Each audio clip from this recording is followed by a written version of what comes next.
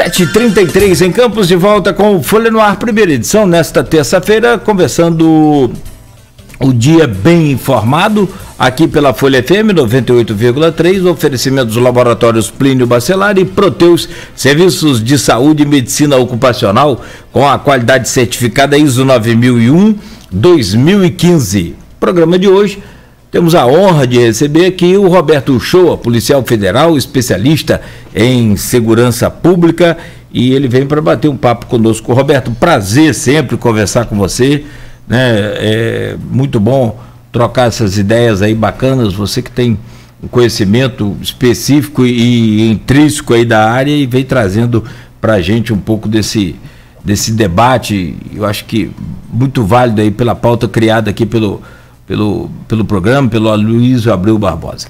Bom dia, meu querido. Seja bem-vindo ao Folha no Ar. Bom dia, Cláudio. Bom dia, Aloysio. Bom dia aos ouvintes. Bom dia ao pessoal que está nos acompanhando pelo Facebook. É um prazer estar aqui novamente. Agradecer também o Aloysio e você por estarem colocando essa pauta, que eu acho que a gente tem que debater segurança pública. A gente tem que sair um pouco desses extremos, sabe? A gente tem gente que acha que tudo tem que ser resolvido naquele trio tiro, porrada e bomba, e você também tem um pessoal que diz que todo mundo é vítima da sociedade. Eu acho que é uma chance que a gente tem de discutir segurança pública com um viés de quem estuda, mas também com o olhar de quem trabalha nessa área.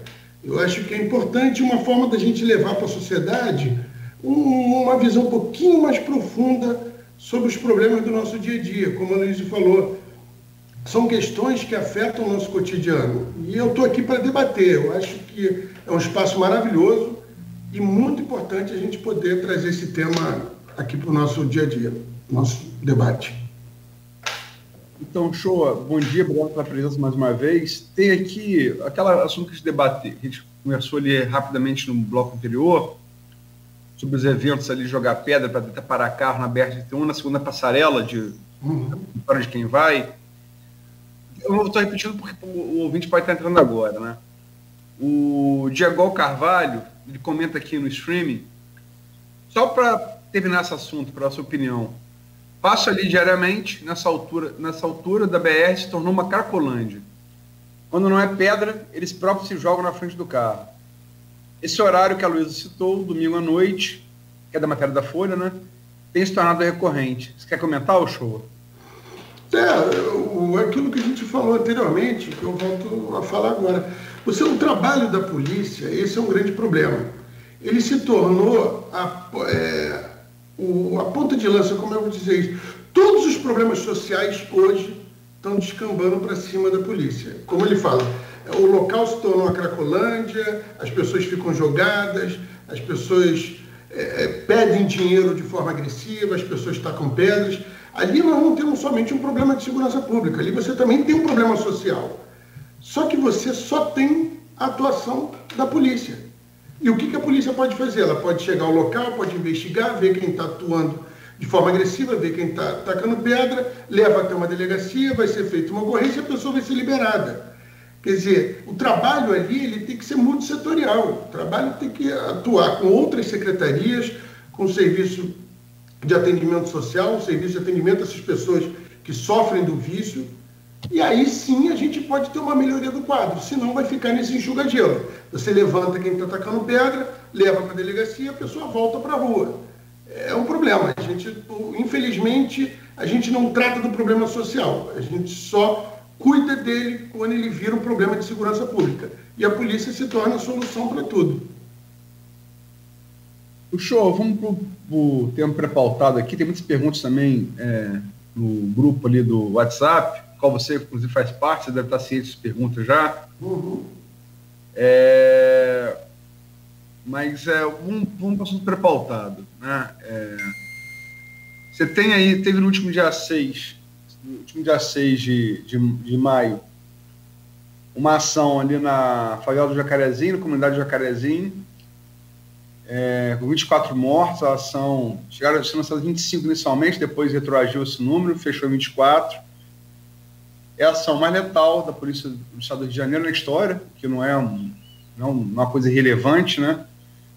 e foi manchete não só de todos os jornais e sites do estado do Rio, como do Brasil e do mundo, né? Os principais jornais do mundo noticiaram. Afinal, o Rio continua sendo o cartão postal principal do Rio de Janeiro, do Brasil. E você teve agora, no final de semana, uma ação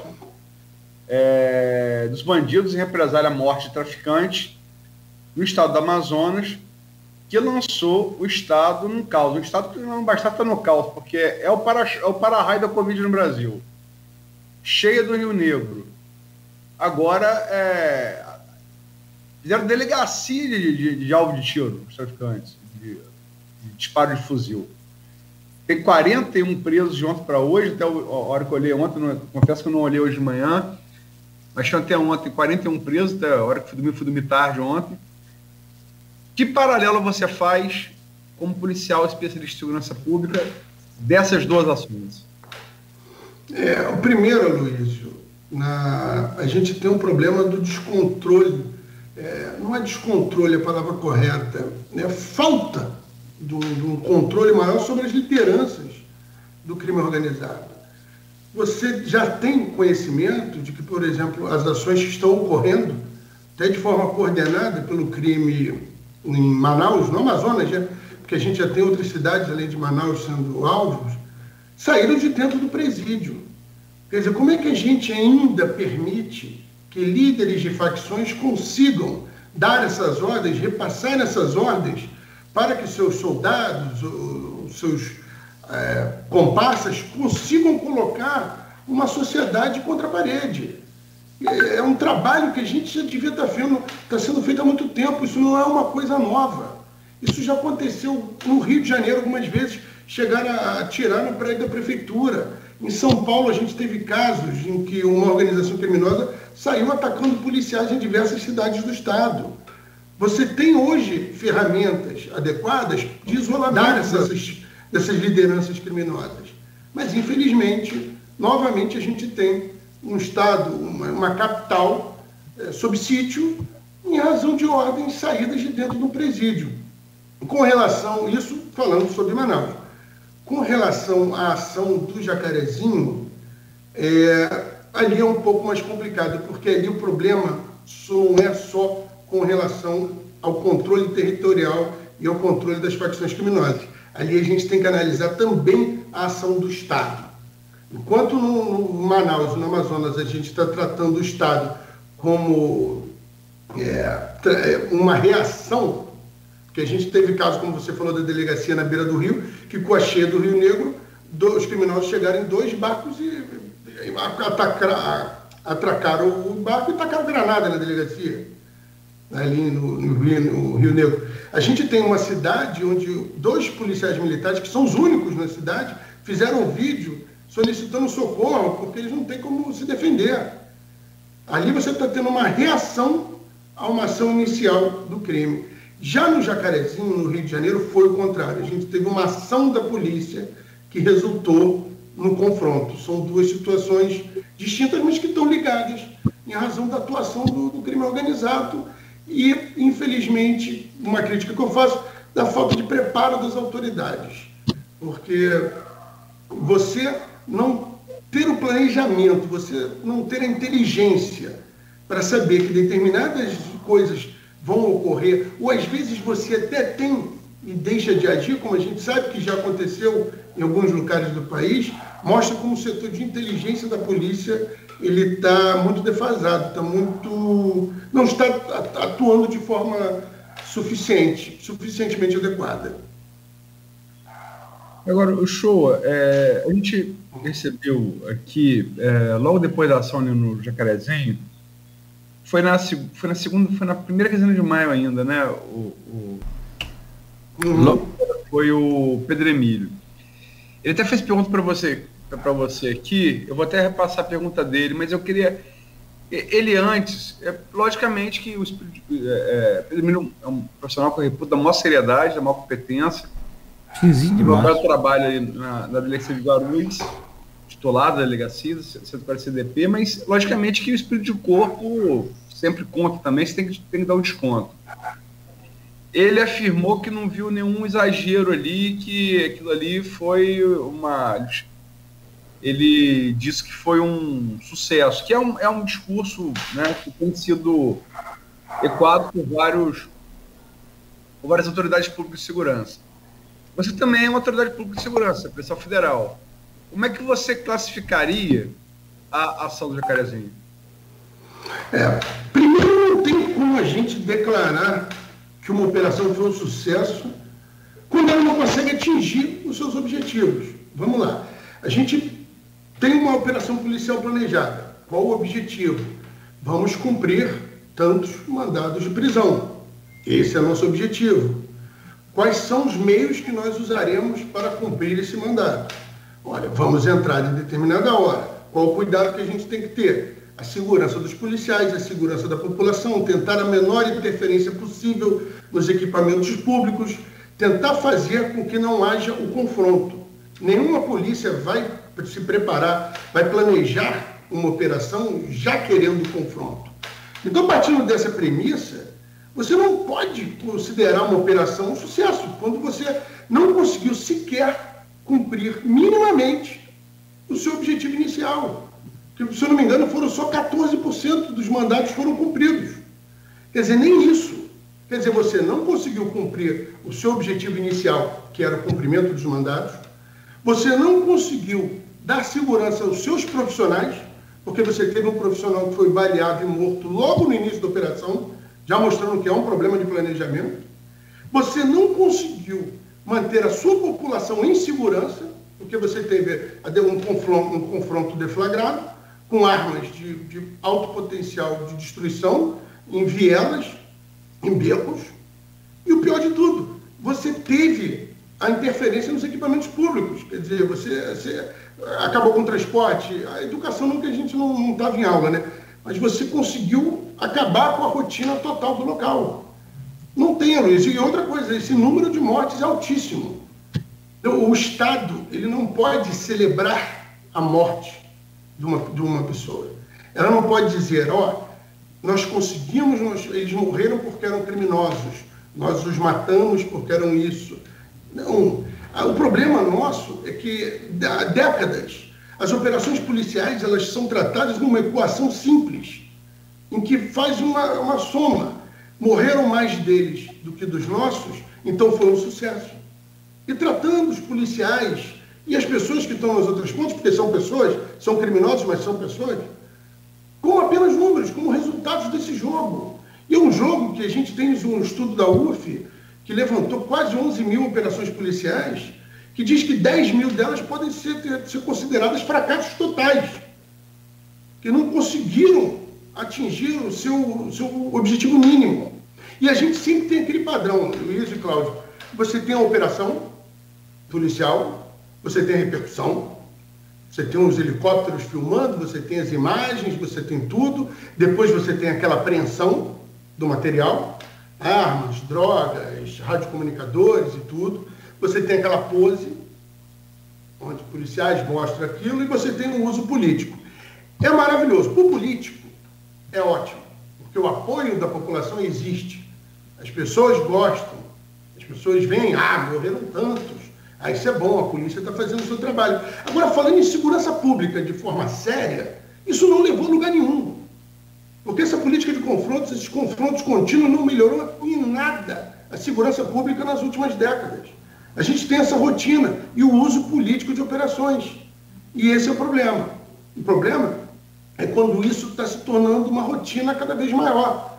A gente muda de uma política de proximidade, de tentativa de mudança de quadro, que foi feita com o PP e que, infelizmente, não foi dado seguimento, para, a partir de 2018, com a intervenção federal, a gente voltar a essa política do confronto.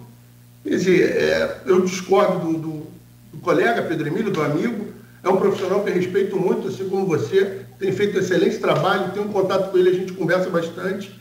Eu sei das questões corporativas, sou policial, sou ex-policial civil também, sei como é que a gente fazer críticas a ações policiais, elas reverberam no nosso dia a dia, mas como estudioso de segurança pública e como alguém que quer falar sobre segurança pública com a seriedade necessária para a gente fazer as mudanças necessárias para tentar modificar esse quadro, não há a mínima chance de considerar que essa operação foi um sucesso.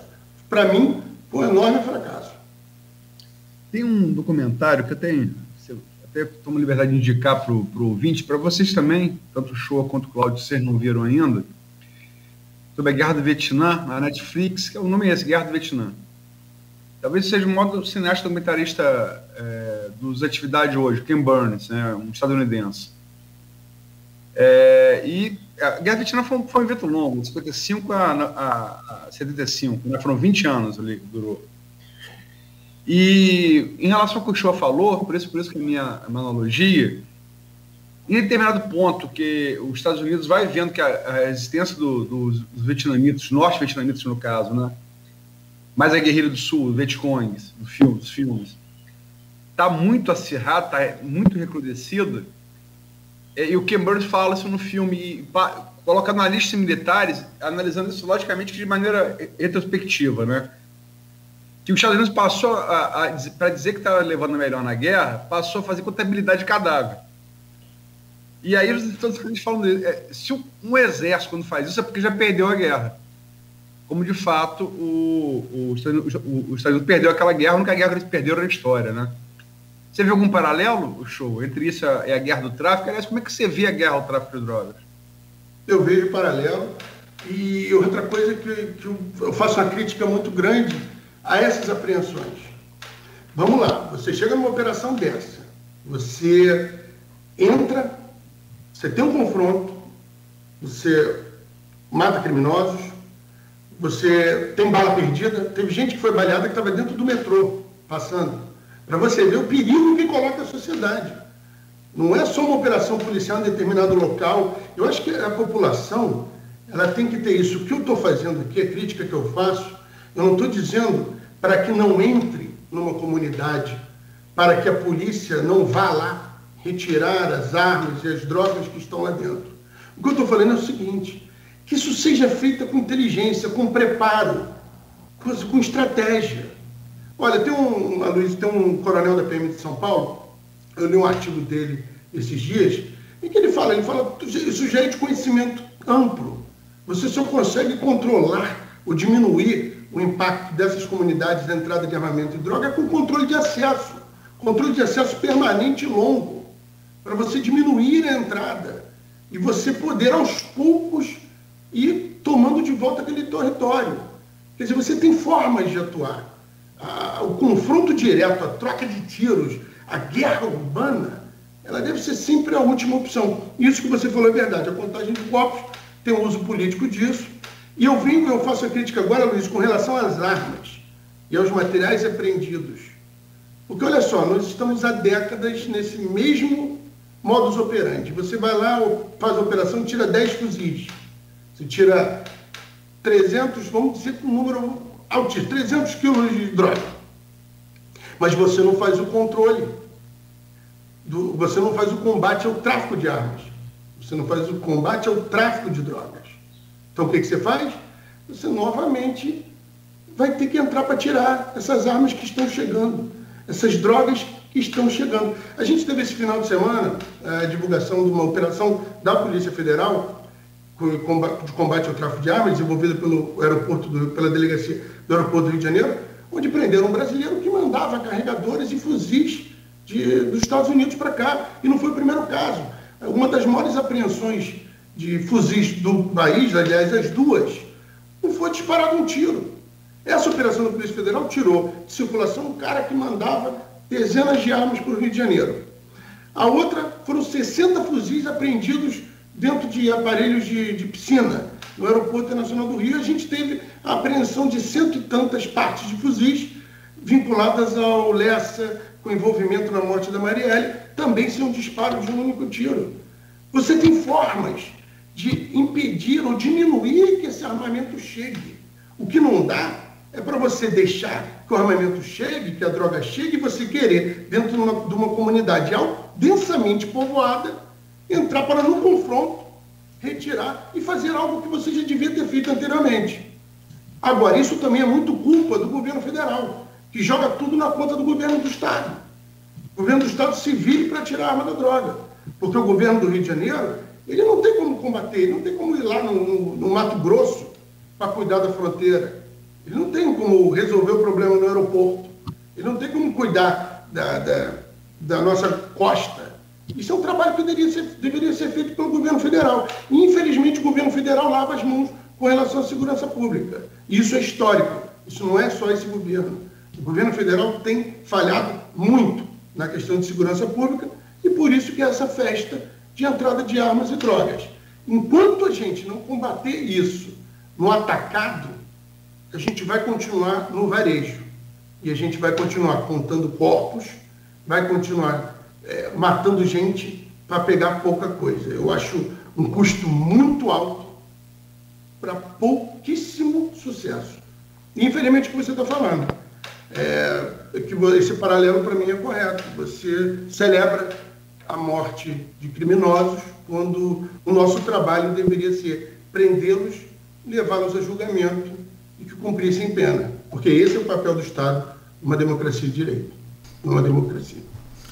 O Shoa, falando de armamento, tem uma pergunta aqui do delegado Pedro Emílio, e tem várias intervenções aqui no Face também, inclusive algumas concordando com a sua análise aí, ótima análise, reflexão, Ricardo Antônio, a Terezinha Bianchi também. Mas o Pedro Emílio faz uma pergunta aqui no grupo, como a Luísa já falou, você faz parte desse grupo, que é o grupo de WhatsApp do programa e do blog Opiniões.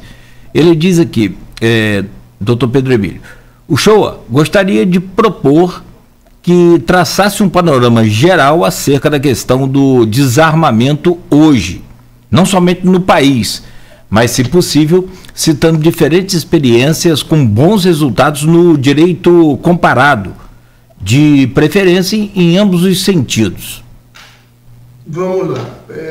A pergunta do Pedro Emílio, ela abre uma possibilidade de esclarecer algo que infelizmente, as pessoas, pelas narrativas existentes na política, elas desconhecem a realidade.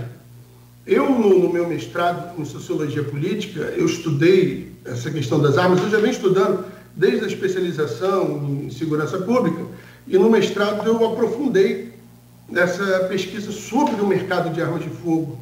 E é interessante, eu mesmo não tinha essa noção, que quando se fala que o Brasil é um país desarmamentista, isso é uma inverdade.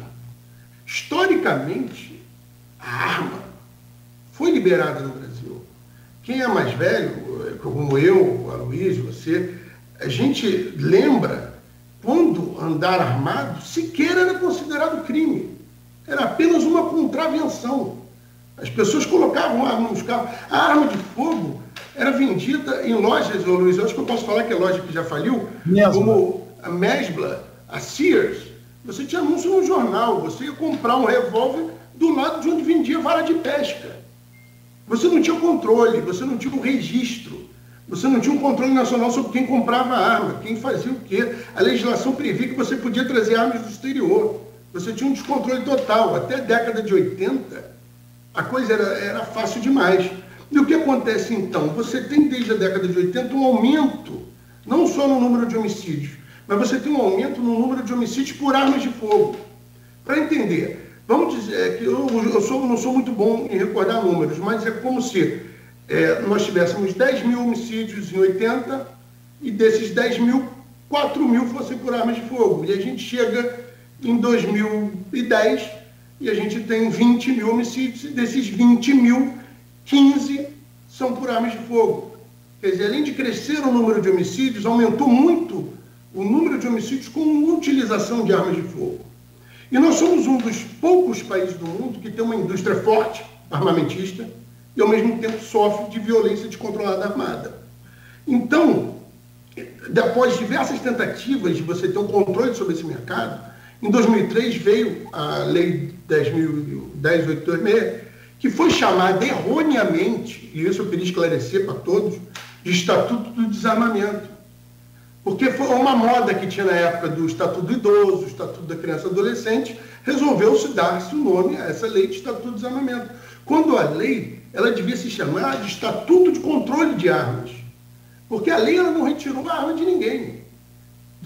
Há uma estimativa do IPEA de que durante essa época em que o armamento pôde ser comprado, 17 milhões de armas estavam em circulação sem conhecimento do Estado, sem qualquer controle. Então, o que essa lei vem trazer? Ela fala, olha, vamos ter controle, vamos exigir determinados requisitos mínimos para a pessoa que queira adquirir uma arma de fogo e vamos tentar trazer essas armas da escuridão, proporcionando a possibilidade, vejam só, de que todo aquele que tem uma arma sem registro venha registrar sua arma, sem punição, mesmo que tenha uma origem não comprovada. E isso propiciou que mais de 2 milhões de armas fossem registradas. Mas a lei também previu o seguinte, olha, quem não queira mais ter essa arma de fogo, quem quer entregá-la e nunca teve onde fazê-lo, poderá fazê-lo. Ainda será indenizada por isso. E fez a campanha da entrega voluntária de armas, onde as pessoas entregaram as armas que não queriam ter em casa. Então, eu acho que entender isso para um pouco com essa narrativa de que se desarmou a população. Nunca se desarmou a população, entregou quem quis. Quem quis continuar com a sua arma só precisou registrá-la. E só para você ter uma noção disso, em 2003, quando entra em vigor, quando você tem a entrada desses requisitos para aquisição de arma, em 2000 você tinha uma média de aquisição por ano de 17 mil armas de fogo, de 1997 a 2003. Por que não 1997? Porque foi a primeira legislação do Fernando Henrique que tratou do tema e criou o SINARME, que é o Registro Nacional. Em 2004, esse número cai para 4 mil, com a entrada em vigor desses requisitos. Mas em 2017, sem mudança quase nenhuma na legislação, esse número já está em 35 mil. Quer dizer, como é que você vai falar em estatuto de desarmamento quando você permitiu que, mesmo em vigor dessa legislação, o número de armas dobrasse por ano a aquisição? E veja só, com essa mesma legislação, chegamos agora a 200 mil. Com pequenas mudanças no decreto. A legislação, os requisitos são os mesmos. Quer dizer, há um equívoco da gente se referir a essa legislação como Estatuto de Desarmamento. E sim, é uma legislação importante com relação ao controle de armas. Com relação ao direito comparado, eu acho que ficaria muito complicado, muito alongar muito, Luiz e Cláudio, a gente entrar nisso, porque tem experiências dos Estados Unidos, da Inglaterra, que são países com indicadores econômicos e sociais muito parecidos, mas que ao mesmo tempo são diametralmente opostos na questão de armas. E isso eu escrevi na minha dissertação, que acredito que vai ser publicado em livro nos próximos meses, onde eu traço isso. Eu mostro como países com indicadores sociais e econômicos muito parecidos e ações completamente distintas com relação a armas têm resultados diferentes. Quem sabe no futuro eu converso com o Pedro e a gente leva esse papo adiante. Bom, são 8h01. Vamos fazer uma pausa rápida aqui nessa conversa boa. Tem várias intervenções aqui também no Face. O pessoal continua participando aí conosco. E a gente faz uma pausa rápida, voltamos já no oferecimento dos laboratórios Plínio Bacelar e Proteus Serviços de Saúde e Medicina Ocupacional com a qualidade certificada ISO 9001-2015. Guia de